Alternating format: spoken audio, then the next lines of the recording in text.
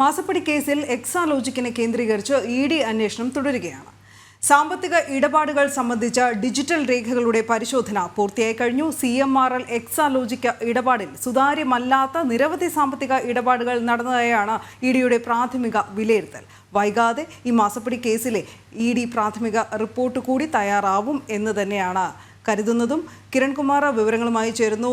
കിരൺ, പ്രാഥമിക റിപ്പോർട്ട് എന്തായാലും ഈ മാസപ്പടി കേസിൽ പ്രതികളായവരുടെ ഉറക്കം കെടുത്തും എന്നതിൽ തർക്കമില്ല, അല്ലേ?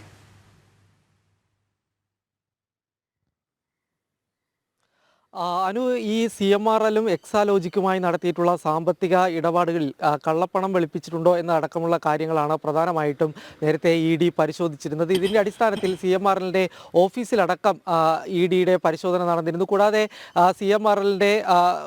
CMRLുമായി ബന്ധപ്പെട്ടുള്ള ഉദ്യോഗസ്ഥരുടെ വീടുകളിലും പരിശോധനകൾ നടത്തിയിരുന്നു. ഇവിടെ നിന്നും ലഭിച്ചിട്ടുള്ള ഡിജിറ്റൽ തെളിവുകളുടെയും പേപ്പർ രേഖകളുടെയൊക്കെ എല്ലാം തന്നെ പരിശോധനകൾ സംബന്ധിച്ചുള്ള കാര്യങ്ങളിലാണ് ഏതായാലും റിപ്പോർട്ട് സമർപ്പിക്കാനായി ഒരുങ്ങുന്നത്. ഈ പരിശോധനകളെല്ലാം തന്നെ പൂർത്തീകരിച്ചതായിട്ടുള്ള വിവരങ്ങളാണ് ഇഡി വൃത്തങ്ങളിൽ നിന്ന് പുറത്തു വരുന്നത്. ഏതായാലും ഈ 135 കോടിയുടെ ഇടപാടുകളാണ് CMRL നടത്തിയിരുന്നത് എന്ന കണ്ടെത്തലാണ് നേരത്തെ ഇഡിയുടെ ഭാഗത്തു നിന്നും ഉണ്ടായിരുന്നത്. ഇതിൽ എക്സാലോജിക്കിന് തന്നെ 1.72 കോടിയോളം രൂപ കൈമാറിയിരുന്നു.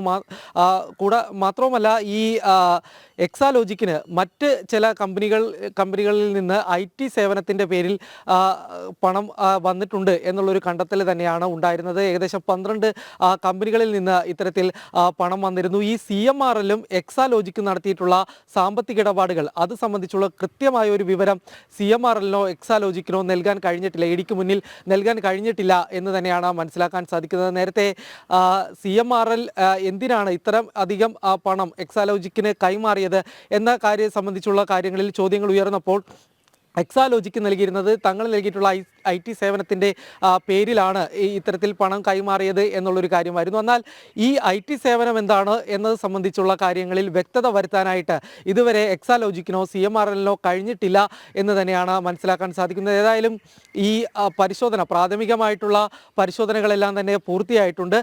വരും ദിവസങ്ങളിൽ തന്നെ ഇഡി ഇത് സംബന്ധിച്ചുള്ള പ്രാഥമിക റിപ്പോർട്ട് സമർപ്പിക്കും എന്ന് തന്നെയാണ് അറിയാൻ കഴിയുന്നത്. ശരി കിരൺ.